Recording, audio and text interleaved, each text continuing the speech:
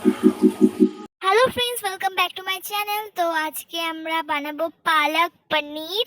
তো তার জন্য লাগছে আমাদের ফ্রেশ পালক, আর লাগছে আমাদের ফ্রেশ আমাদের বাড়িতে বানানো পনির, আর তার সঙ্গে লাগছে টমেটো কুচি, আদা কুচি, রসুন কুচি, কাজু বাদাম, কাঁচা লঙ্কা আর পেঁয়াজ কুচি।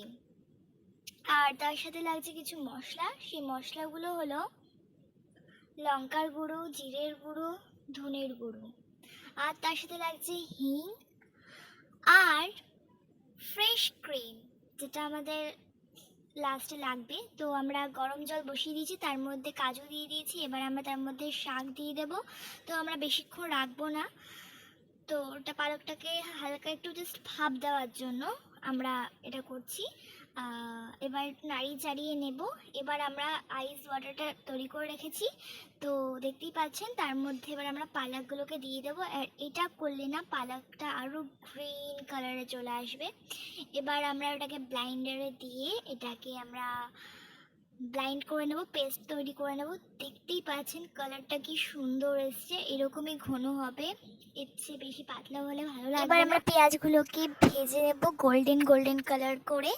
তারপর আমরা তার মধ্যে দিয়ে দেব টমেটো কুচিগুলোকে। এবার টমেটো কুচিগুলোকে ভালো করে নাড়াচাড়া করে তারপরে আমরা মশলাগুলোকে দেব। তো তার আগে ভালো করে নাড়াচাড়া করতে হবে। তো দেখতেই পাচ্ছেন আমার মা নাড়াচাড়া করছে। তো আমাদের পেঁয়াজ আর টমেটোটা খুব ভালোভাবেই ফ্রাই হয়ে গেছে। এবার আমরা দেব এর মধ্যে কসুরি মেথি। তো কসুরি মেথিটাকে হাতের মধ্যে একটু ম্যাশ করে তারপর দেব, যাতে এর মধ্যে দিয়ে ফ্রেগরেন্সটা আর ফ্লেভারটা খুব ভালো আসে। তো এবার এটা একটু নাড়িয়ে চাড়িয়ে নেব। এবার আমরা বাকি মশলাগুলোকে দিয়ে দেব। প্রথমে জিরের গুঁড়ো দিয়ে দেব, তারপর লঙ্কার গুঁড়ো দেব, তারপরে আমরা দেবো ধনের গুঁড়ো।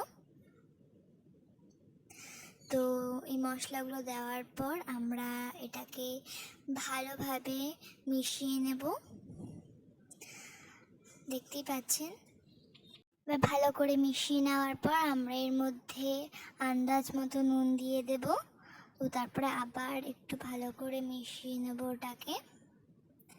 ভালো করে মেশানো হয়ে গেছে। এবার এর মধ্যে আমরা দিয়ে দেব যে পেস্টটা আমরা তৈরি করেছিলাম পালকের। তো পালকের পেস্টটাকে দিয়ে এটাকে ভালো করে নাড়িয়ে চাড়িয়ে নেব। তো দেখতেই পাচ্ছেন আমরা গ্রেভিটাকে একটু ফুটিয়ে নিয়েছি।